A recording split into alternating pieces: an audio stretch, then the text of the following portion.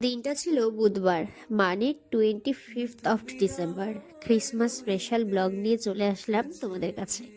Hey hello everyone, good morning and again welcome back to my another new blog.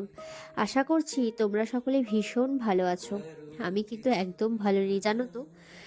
বেশ কিছুদিন যাবৎ প্রচণ্ড ঠান্ডা লেগেছে, কিন্তু গত দুদিন যাবৎ অবস্থা ভীষণ খারাপ হয়ে গেছে।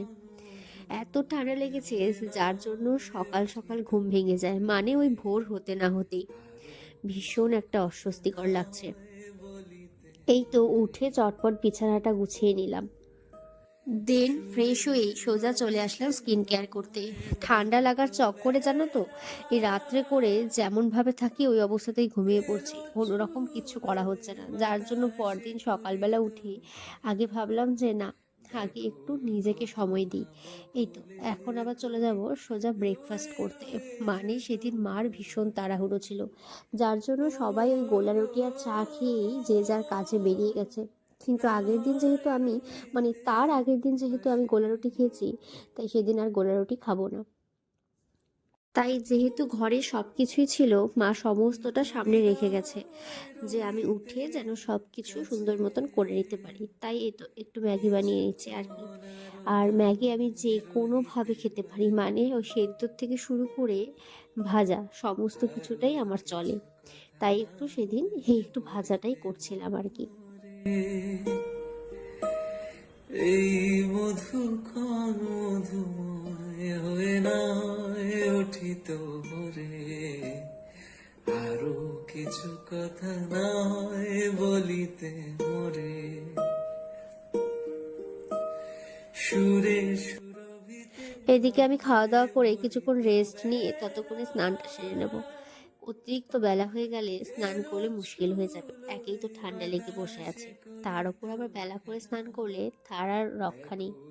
এই তো স্নান সেরে চলে আসলাম ঠাকুর ঘরে।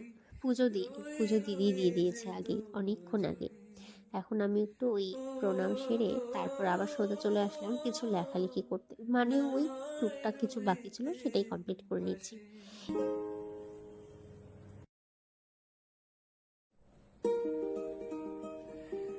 তুমি না এদিকে খাওয়ার ডাক পড়ে গেছে, তাই বসেও পড়লাম। রান্না করছিল ধনেপাতা বাটা, তার সাথে মাছের ঝোল, আর ছিল আলু পেঁয়াজ কলি ভাজা। এই তো খাওয়া দাওয়া শেষে একটু ঘুমিয়ে নিলাম।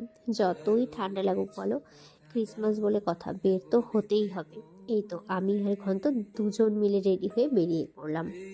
এই প্রথম আলিপুরদুয়ার শহরটাকে এতটা সুন্দর করে সাজিয়ে তুলেছে ক্রিসমাস উপলক্ষে। কাছ থেকে না দেখলে বড্ড মিস হয়ে যেত যে, তাই না বলো? দেখো চারপাশের লোকজন আর আলোতে কিরকম জমজমাট হয়ে উঠেছে, বেশ সুন্দর লাগছিল। বহুদিনের আশা ছিল জানো তো, সাউথ কলকাতার পার্ক স্ট্রিটটা যতটা সুন্দর করে সেজে ওঠে এই ক্রিসমাস উপলক্ষে, আমাদের নর্থ বেঙ্গল আলিপুরদুয়ারের এই পার্ক রোডটাও ঠিক যেন ততটাই সুন্দর করে সেজে ওঠে এই ক্রিসমাস উপলক্ষে। আর এই বহুদিনের আশা এই বছর পূর্ণ হলো। এ যেন আলিপুরদুয়ারবাসীর কাছে এক নতুন চমক। জুয়েলারি শপ থেকে শুরু করে খাবার দাবারের বিভিন্ন রকম স্টল, তার পাশাপাশি গানের প্রোগ্রামও চলছিল। সন্ধ্যাটা বেশ সুন্দর করে কাটালাম অনেক দিন পর।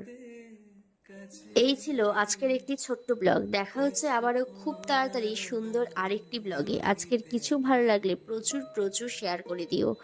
Bye bye. কিছু কথা নয় বলিতে মোরে।